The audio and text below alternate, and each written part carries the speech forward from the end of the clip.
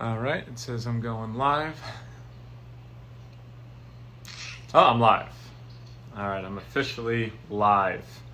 Good afternoon, everybody. How are you?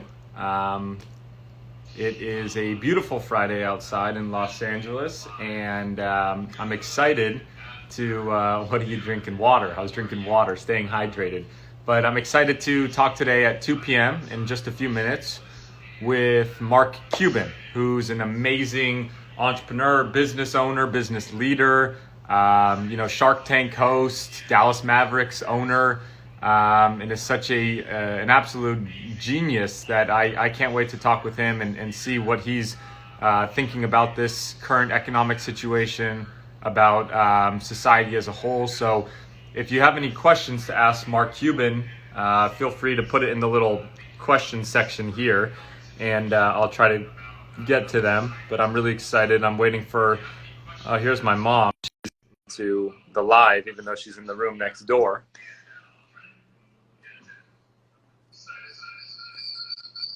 You're too close to me. Yes. Mom. Yes.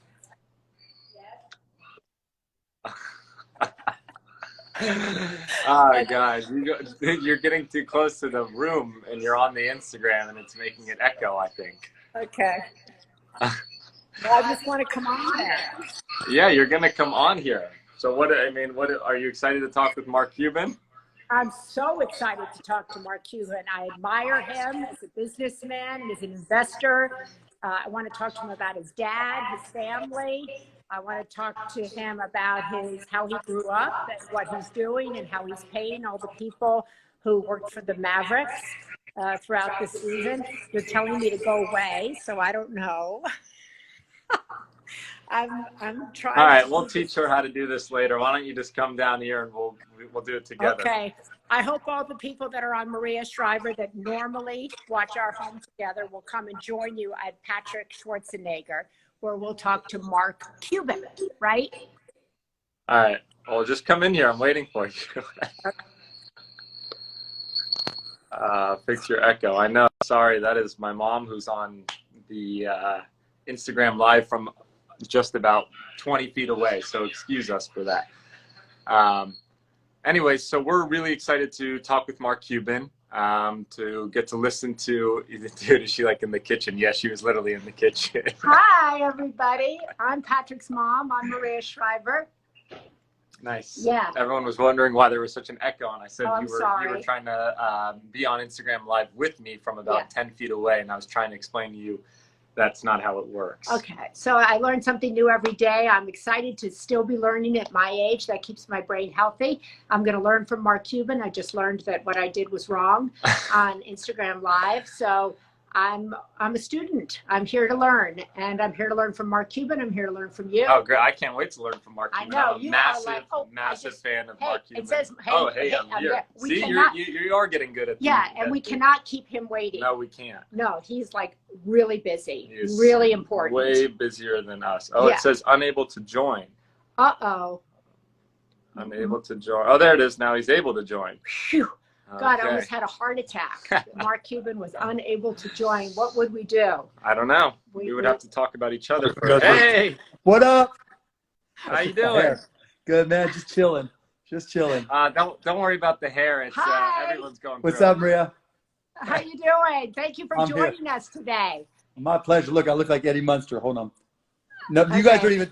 Patrick, do you even know who Eddie Munster is? No, he doesn't. Yeah, it's the month is a show before you were born, but that dates him, and we're in the same decade. Okay, exactly. Just a little before or a little after. No, you're way after us. That's all right.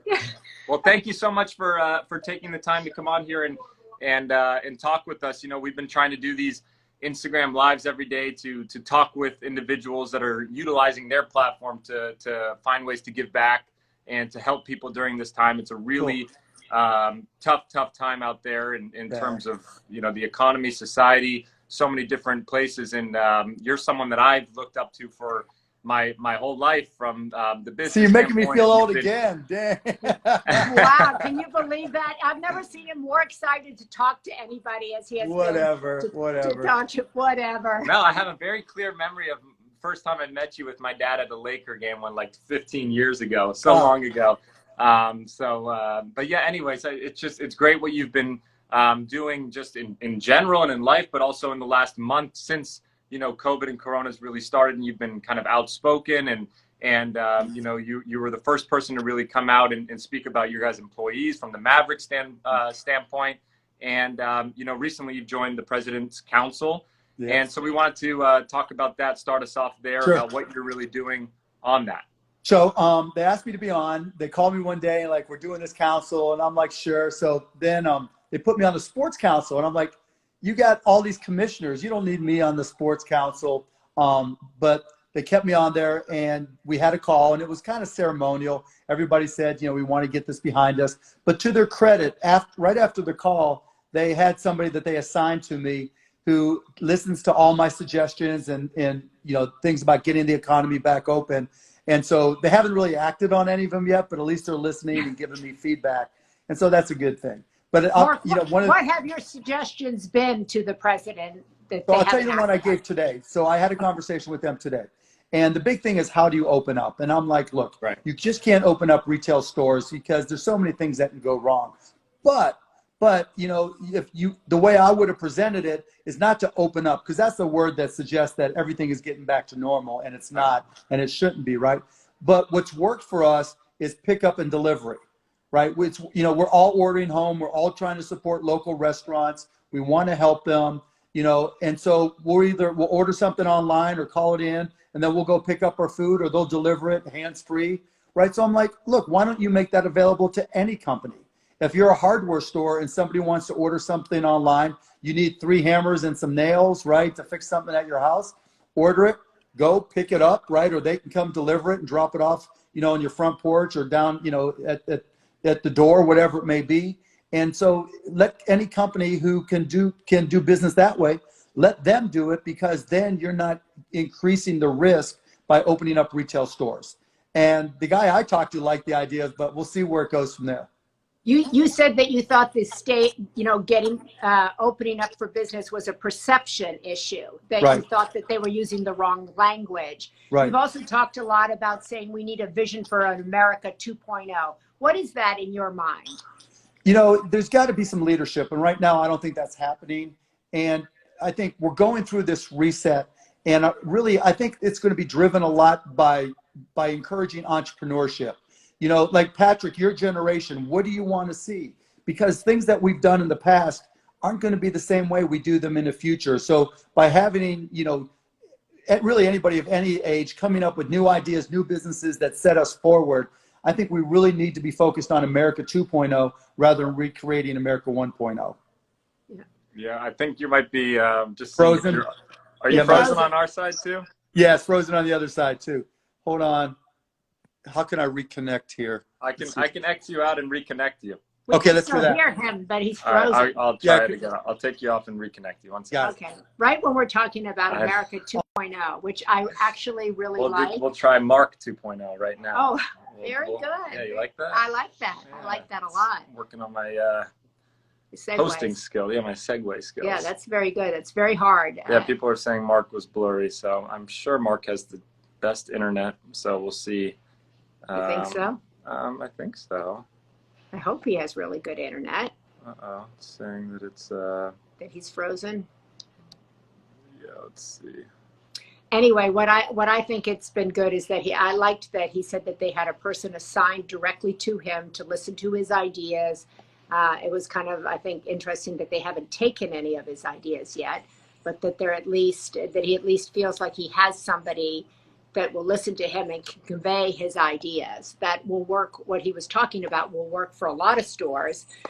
Some stores, obviously, you know, hairdressing places, that sort of thing, that won't work for them. But we might have to try to restart this because now it's frozen for not letting me get Mark in. Mark. Yeah, so 1 second, maybe I'll restart this quickly. Guys, I'm gonna just maybe try to restart this quickly, this Instagram. So 1 second, I'm gonna go off and right back on. Sorry, I don't know what's going on with Instagram. Connection. No, that happened to me. The other day? Yeah, the other day. We're back, right? In a second. Okay. Okay, now let's see if this works again. There, It says he we're says live again. Oh yeah, there's Mark. Mark. He says hello. Hello. So Okay, so we will retry this now. we're going directly View. to Eddie Munster. Let's see requests. If Mark, if you're there, requests, and we will add you in. There he is. Okay, great. Add. We will try that all over again. I think- 2.0, America 2.0, Instagram Live 2.0, Mark Cuban Ah. 2.0. Eddie Munster is back. Eddie Munster is back. Well, I'm glad that you that this is working. But you were just saying how it's a lot of it has to do with kind of our generation of Right. really thinking about, you know, how do we want to see this economy come back? What do we want to see as that America 2.0? You are a massive entrepreneur. I mean, you're an investor in over 150 different small businesses. What advice are you giving to young entrepreneurs or to some of the businesses that you're involved in right now? Now's the best time ever to start a business. As Wow. horrific as it is and as challenging as it is, you know, the bigger companies right now don't know what to do. Medium-sized companies don't know what to do. And we really don't know what business is going to be like when we start to come out on the other side of this and we're truly able to open up. And what that means is, you know, the best ideas are going to take hold. New ideas are going to take hold. If you look at what happened when the tech industry crashed, and the whole tech bubble burst, that's when you saw, you know, great new companies like Google get created. Not long after was Facebook. And so, you know, out of the wreckage came, there are going to come a lot of world-class companies, and they're going to come from younger people who just have a vision. And, you know, like people like you, Patrick, who say, you know what, this is the way I want it to be. And a lot of people get excited about it, and then boom, it takes off. And I think there's no better time. But what about, Mark, what about people my age, your age, who've got kids, who've got debt, who've got, you know, kids in college, they have businesses, and they've been working at it for 20, 30 years. What do they do? It's hard. Yeah, I'm not going to lie, right? It's going to be hard. You're going to have to be agile.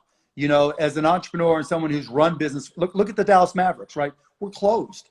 Yeah. We're closed, right? We can't do anything, and it's very expensive for, you know, in all professional sports, college sports, you know. And so we're going to have to really pay attention to the science. We're going to really, when we start to come back, we're going to have to make sure we take care of not just the players and employees, but start to recognize how to do it with customers. How are we going to enforce social distancing? How are we going to reduce the touch points? We're doing things like, okay, can we create covers for seats, you know, within the arena that we can just give to people to take with them and wash and bring back, so that you have your own cover, so you feel more confident. So what are the different ways we can build confidence for when people come back? So that's where, you know, existing businesses that have been around for a while, it's going to be harder. There's no doubt about it, but you're going to have to be agile. And if you're not, you know, you're just going to open up the door for somebody else. Yeah, 100%. And speaking of kind of these smaller businesses or medium-sized businesses that have already been running for the last bit, you know, we've heard so much about the small business loans, the SBA loans, and all the money that the government is kind of shelling out. What do you think of all this? Is there enough money? Is there not? I mean, I know that they just did more yesterday. Yeah, they did more. That's all spoken for. It was too late. I mean, it's not that it was too late. It was too slow, right? If right when it got passed, if it would have got funded immediately, it would have allowed a lot of small to medium-sized businesses to retain more of their employees. Right. But the way it was structured, it didn't get there fast enough. There wasn't any business coming in because companies were shut down. So a lot of people got fired or laid off or furloughed. And now with the money, it requires them to bring people back. It requires small businesses to bring their employees back in order to turn it into a grant as opposed to a loan, which is good. But the problem is it's designed for 8 weeks. And we're probably not going to be all open in 8 weeks. And even if we are, business won't be back to normal. It's not like everybody's all of a sudden going to be shopping. And Patrick, your mom's probably not even going to let you out of the house to go shopping or go wherever, you know? And so it's going to be, commerce is going to be really negatively impacted. And so the point being that 8 weeks of support, financial support, probably isn't enough. And so we're going to have to see where we are in 8 weeks and probably have to do it again, probably need more stimulus payments because there's just not enough consumer demand being generated. Because even with the people, you know, when you get the $1,200 check or up to $3,400 per family, where are you going to spend it other than Amazon and food and grocery stores, you know? Right. Yeah. 100%. You talk, Mark, about this being a reset moment, and I was reading that you're talking about conscious capitalism, that we Yeah. all need to take a step back and think about, who are we paying? How are we paying them? And as we go forward, we need to reset every aspect of how we employ, who we employ, what we pay, what we don't pay. Yeah, it's really changed. You know, historically, the capitalist in me and the libertarian in me would just said, you know what, just let entrepreneurs be entrepreneurs. You know, that's the American way. If there's enough money in the system, people like me, like you, like your mom, like your dad are going to start businesses, right? Right. And that'll create employment. But we're in a different scenario right now. We just lost 26 million jobs in less than a month. Yeah. In less than a month. And then you add the underemployed and the future people who are going to lose their jobs when the stimulus money runs out. It's going to be bad. And so we can't do the trickle down approach anymore. It's got to be a trickle up approach. We've got to get money into consumers' hands. And we're going to have to raise wages. We're going to have to be more creative. Small businesses, like some of mine, are going to have to be more creative. I'm encouraging them to give more equity to their employees. Right. You know, we're going to have to give them, minimum wage raises to at least $15. They've got to be able to spend within their communities. And that's going to be a little bit more expensive for small businesses, but hopefully across the board in their communities, there'll be more money being spent to help them. And then finally, we're going to have to make jobs. The federal government is going to have to create jobs, and I think that's going to be the biggest thing.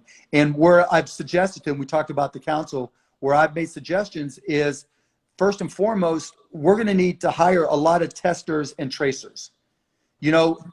God help us if we have a resurgence and we don't have millions of people across the country, or whatever that number is, trained as healthcare professionals, understanding the requirements of HIPAA for privacy and doing tracking and tracing. Because if it hits us again, we've got to be there ready for it. And then, you can look for other places where the government can create jobs. For instance, long-term care for the elderly. Yeah. That the fastest growing demographic is people even older than us, Patrick. And so, they need places to stay. There's not enough long-term care facilities. There's not enough long-term care workers. And so training long-term care workers now in anticipation, I think, if we can create 3, 4, 5, it's not going to change everything, but it's certainly going to help. So I've heard the term, and I'm sure so many people here have heard trickle down effect, and you're talking about the trickle up effect. Right. Yet I've seen and I've read so much about these small business loans, and it seems to be that when you're talking about the trickle up, all these really small businesses, those mom and pop stores that have 1 or 2 employees or 1 or 2 shops total, they don't have the ability to get their books ready and submit everything and get these loans in that first order basis that some of these bigger companies do. And you're seeing, I think it was today they announced 100 and something public companies got $600 million of the loan. So that's crazy. How do we ensure, and it'd be so great to hear from you since you're on that council, what can we tell the politicians? This is the way that we can do that. So they actually changed it. They changed it last minute yesterday so that public companies cannot get access to the funds. So your voice was heard, Patrick. You were exactly right. So yeah, because it was crazy, right? And the reason why you don't allow public companies, even though a lot of them are getting hurt badly, is because they have other ways to raise money. They can sell more stock. They can get loans against the stock. They can sell options. They can sell warrants. There's so many different ways that they can use being public to raise capital.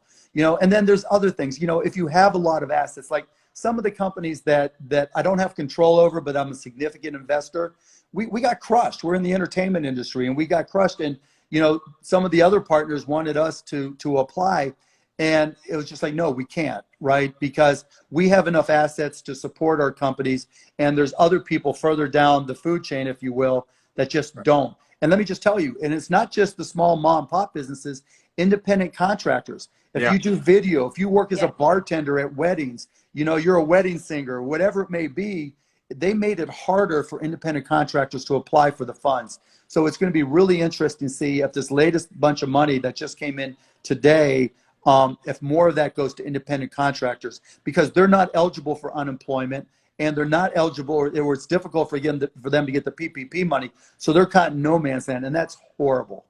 When Mark, do you anticipate, or is it too early to say, when you can envision sports coming back?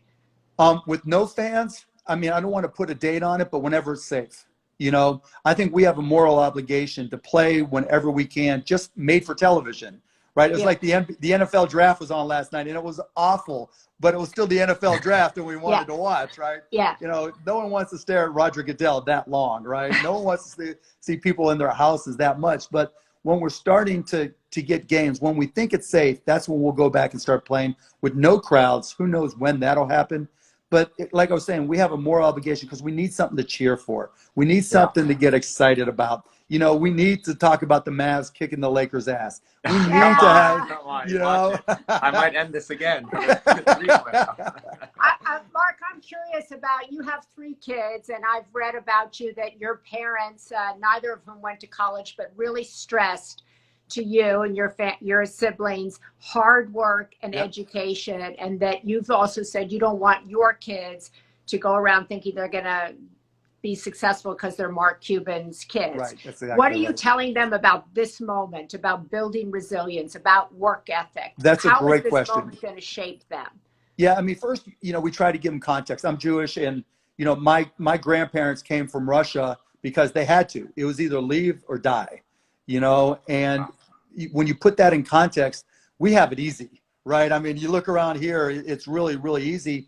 But still, you know, I try to convey to my wife, also tries to convey that, you know, now you're doing chores. Now you're realizing, you know, here's a little bit of the real world. You know, we're having toilet cleaning days, you know, where everybody's doing things. And that seems so silly and so simple, you know, relative to everybody else. But just really conveying to them, you're going to have to work for everything. And if the world doesn't recover the way we hope it does, you may have to work even harder than I did or my dad did. And so you're going to have to be prepared. And the way you're going to be prepared is through education. Now, on the flip side to that, you know, when we grew up, it was all about reading books, right? Even you, Patrick, you grew up reading books, you know? I have my book club meeting at 3, so I know exactly what you see. But now most kids learn from video and YouTube. And so we're having to adjust and where we're encouraging them to learn.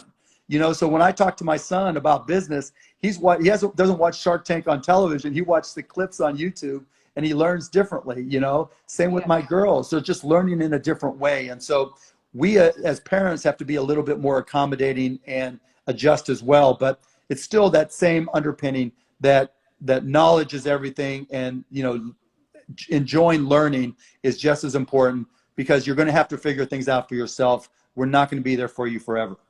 Right. And speaking of kind of my generation again and the next generation, you know, I have a brother who's graduating Michigan, or supposed to graduate, whatever that is, next month. And next week. We're supposed to. But it was really interesting because he lives with a bunch of his friends, and they all were supposed to go to their respective jobs this summer, and all of them don't have a job anymore. And he was asking me what advice did I have for them, and I'm curious to hear what you would say to people that have just graduated that thought that they were entering the biggest boom market in the world. I mean, we had the biggest bull, and it was great, so many jobs, and now they're entering a complete opposite.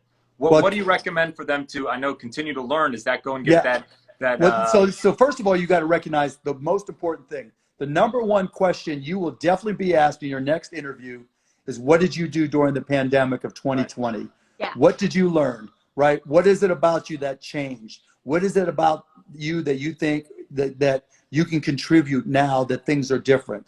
So that's first and foremost. The second thing is, you can't be picky anymore. You know, you just spent 4 years. You didn't go to the best school in the Big Ten, Indiana. But fight on. Oh, go blue. You know, but all things considered, you know, where you thought you had a really good job. I always looked at, you just spent 4 years, you know, paying to learn, and now just go out and get that first job. It doesn't have to be perfect, because now you're getting paid to learn, and wherever you are, you're going to make friends. You know, that's just natural, and you're going to have the opportunity to learn more about the new business world, right? And then, you know, today, unlike when I graduated, people look for a career. You know, you wanted a career with one company. Now you're going to be a free agent. You get that first job, you learn from it. And you know what? If you look for your second job a year and a half later, when things hopefully are better and different, that's cool too. So moral of the story is, don't look for the perfect job. Just look for a job that's going to pay you, allow you to cover your bills, learn as much as you can, and then go from there, because hopefully in 2-3 years, we're back up where we were, and then you're at the top of your game. I couldn't agree more with that. How do you really utilize right now and look at the opportunity and find ways to continue to grow and not just sit back and kind of wait for this market to open back? I have one more question. Sorry. Okay, go. And I have one more, and then we'll let him go. I just am curious because you said that so many people are turning to kind of the internet to learn, YouTube to learn, different online links. How about the people that are thinking they're about to go to college and they're now rethinking this? Should I really go for 4 years and kind of create that debt in my pocket versus Amen. just going online Patrick. and yeah, learning you what are I so can? right on. I've been saying it forever. If you have to take on debt, that's going to screw up your life more than anything. So go to college you can afford. And what I've been trying to tell kids too is, go to Coursera, take some of these online classes during this downtime. So maybe you can test out of some classes, and there's some schools that'll give you credit for those classes. Right. So you can save even more money, and so the difference, look, I love Indiana University. It was the best thing ever for me. But if you're an out-of-state student and you don't have the money to cover it, and you're not getting scholarship, that's not the place to go. Yeah. You've got to go someplace where you're not going to have debt, because we don't know exactly how the economy is going to recover. We don't know what the right jobs are going to be on the other side. We don't know how much those jobs are going to pay. And so there's a lot more risk that's associated with that debt than there was before. And plus, you got to worry about schools going out of business too, because all of a sudden, all their sources of income are starting to dry up. There'll probably be fewer donations. They make most of their money from foreign students that come in and pay full tuition. Those days are gone, Right. for at least a foreseeable future. And so the scholarship money is not going to be as good. So it's just going to be, there are going to be colleges that go out of business. And so you have to be careful there as well. You started by talking about leadership. You've toyed with politics, or you've toyed with reporters asking you about politics. Yeah, there's a big difference, right? I'm not sure which one. I haven't my thoughts, but does this make you wish you were in politics? Does this make politics more attractive to you? Do you see an opening? Do you see a chance for leadership that you didn't see before? I mean, in terms of answering last, in terms of leadership, yes. I don't think we're seeing leadership from either party. It's a difficult situation, so I'm not trying to throw them under the bus, but there's no vision. Okay, here's where we're going. There's no transparency. There's no communication. There's no honesty, so you don't know who to believe or what's going to come next. So that's a big problem. Part two, and why I still leave the door open and talk about it as much, more than go for it. Part two is all the candidates that we have that we're going to be voting on come November. We didn't pick them in the primaries because they were skilled in dealing with these corona issues. Mm-hmm. So we have a complete disconnect between the candidates that we're voting for potentially and what we really need. Mm-hmm. It may be completely different type of politicians, and it probably is.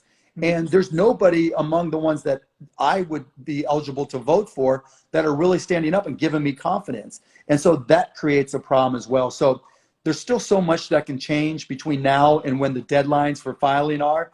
And actually, I support an organization called competitivedemocracy.org, which helps get independent candidates on the ballots. And because you can't go out and get signatures because of Corona, there are a lot of ballots, whether it's for presidential or other races, that are going to be opened up. And we're suing a lot of the states as well. We just won a case in Illinois for that very reason. So that's competitivedemocracy.org. Yep. And I forget. Oh, they just changed the name. So you Google it and you're going to get something. So if I didn't get it exactly right. Finally, Mark, you said that you asked prospective kids coming out of college if they wanted to come work for you. What did you do with this time? How did it impact you? How did it change you? I throw that question at you. It's obviously changed us all a lot. And it's brought us closer together in a lot of respects as a family. It's brought me closer to my friends, even though we're not physically in proximity, because we took so many things for granted. Now I'm having Zoom parties with my high school buddies and we're yucking it up, and, some of my other running buddies, my college buddies, it's given us a reason to come closer and really show affection, even though it's not physical, to each other. And it's really and I think this started with Kobe. When Kobe died so tragically, it really made us appreciate our families and our lives. And now we see this just something we just cannot control at all. And it makes us appreciate life and our families even more. I mean, look at you guys doing something together and sending that message as well, which is great, right? And then in terms of impact on me, it made me realize, I got to do what I can to try to influence wherever I can, because I want my kids to have the best world that they can possibly live in. Right. And everything is so partisan and everything is so negative that, if we can just do things, if I can just contribute at all, even just the discussion, I tell my kids, you don't have to be the leader to be a leader. And so if I can contribute and help at all, then I'll feel good about what I've done, and hopefully positive things will come of it. Okay, you got to ask. You got to ask something about Shark Tank. You just live and breathe for Shark Tank. Shark Tank Friday night tonight on ABC. So there's a shameless plug right there. No, I mean, I asked about. I said I had so many questions about his businesses and the small businesses and what he was telling these entrepreneurs to shift. So I feel like he went over that. Should but they of course, do a pop-up Shark Tank? That was one of our suggestions. We thought you should do a pop-up Shark Tank right now for a bunch of small struggling businesses to go on and kind of I've been doing these things on Wednesdays where I kind of let companies come on just to give them some airtime. I mean, I don't have awesome. the money to financial support. Back in 2009 and 2010 when we went through the great recession, I did this thing called the Mark Cuban stimulus program. And this is pre-Shark Tank, where on my blog maverick.com, I let people post things, and I invested in like 10 companies. None of them really turned out to be something, but we helped some, right? And so I'm thinking about doing it again. But if you want to, if you get any good ones, Patrick, let me know, and I'll connect them to Shark Tank. And so hopefully we'll be back. We still have original episodes on right now, Friday night tonight on ABC. We'll tune in. We're tuning in. But yeah, if you get any good ones, just DM me, and I'll connect them to the producers. And so now you can tell people, if I really like it, I'm going to connect you to Mark Cuban, who's going to connect you to the Shark Tank producers, and we'll see if we can get any on air. Okay, I'm gonna be throwing that term out a bunch. That's okay, man. That's okay. Or communicate it through DM. It goes down to DM. Me wow. And Mark Cuban. Yeah, Patrick's coming out of here DMing Mark Cuban. Well, thank you, Mark Cuban. I like that line. You don't have to be the leader. You can be a leader. Absolutely. And I think that that's such a great thing to leave with, that everybody now, we're seeing so many people step up and be leaders in so many different ways. And as somebody who spent 15 years working in the Alzheimer's space, I was really glad to hear you talk about long-term care. And we need so many people in the care business. So there are places, it might not be the job you wanted, as you said, but there are so many opportunities to be of service, to lead. I love that idea. You don't have to be the leader. No, it's so true. And I think that's what we said when we started this is, we only have so much of a platform, but we gotta utilize what we have and find the people that are doing that. And this is great. I mean, no, because it's encouraging, it's inspiring. Yeah. Seeing a family, mom and son working together, that alone is unusual, right? If you could teach me how to get my 16-year-old daughter and my 13-year-old daughter to spend time with me like that, I'm in, right? I'm an investor no matter what. You're a girl dad. Don't ever forget it. Right? Oh, absolutely. Absolutely. And all the research shows that dads who invest in young women, right, that they are actually more successful in businesses. They have a better kind of self-image. Yep. They have more confidence, which is interesting. And so never doubt the power of a father's impact on a daughter. Absolutely. No, trust me. It's and they see it like if my company's probably 51%, I think 52% was the last total, because we sold some, were run or started by women. And because I want to see, I wanted my daughters to see that and see the examples that they set, and because that's important. Yeah. That's awesome. Well, thank you so much. We really appreciate you coming on. My pleasure, guys. Thanks for having me. About the economy, business, mindset, family, the whole shebang. You got it all. We covered everything, man. Have me on again, and congratulations. You guys are doing a great job. Great. We'll watch you tonight, and he'll DM you. Please do. Yeah, I want to see some good deals, Patrick. So I'm counting on you. Yeah. Okay. I'll bring them to you. Thank you so much. And you know what? No, wait. Before you go look up Eddie Munster. Okay, I will. All right, guys. Take care. See you later. Go Blue. Go Lakers. Go Blue. Go. Oh no! Yes, just as he was saying, he was probably going to say "Go Mavericks." So good thing I exited out. Yeah, that's good. Well, he was terrific. He was fantastic. Yeah, he was really great. I mean, he gave advice. I feel like for all different age range, different Yeah. expertise range. People that were going to school, that were just about to graduate from school, that had businesses for 20, 30 years, small business, medium business, big business. So I felt like that was, I mean, it was really inspiring, optimistic, and at the same time, you know, brought together the reality and didn't sugarcoat it and said it was going to be a tough time and it was hard. And but I also liked, you know, because in reading about him, this is somebody who's, you know, parents didn't go to school, but who stressed hard work, stressed work ethic to him and his siblings, and how he has worked his way up. He talked about his first job. He wanted some sneakers, and his parents said, go out and make your own money at 12. Yeah, I saw that. He started selling trash bags to his neighbors to afford the basketball sneakers. Exactly. So I think, you know, passing that on, you know, your dad and I have talked to you kids a lot about work ethic and, you know, making your way, and that no job is beneath you. And I think kind of talking to young people coming out of school, going to school, there are jobs out there, and they may not be the job that you envisioned 2 months ago, but there's a job, and we can all do all kinds of jobs, and we can all lead in whatever way. Yeah, that was a great line. love You that. don't have to be the leader, but you can still lead. And I You think can that's still be a leader. still be a leader. And I think that's true, that everybody right now, whether that's staying at home, you're being a, whether you're staying at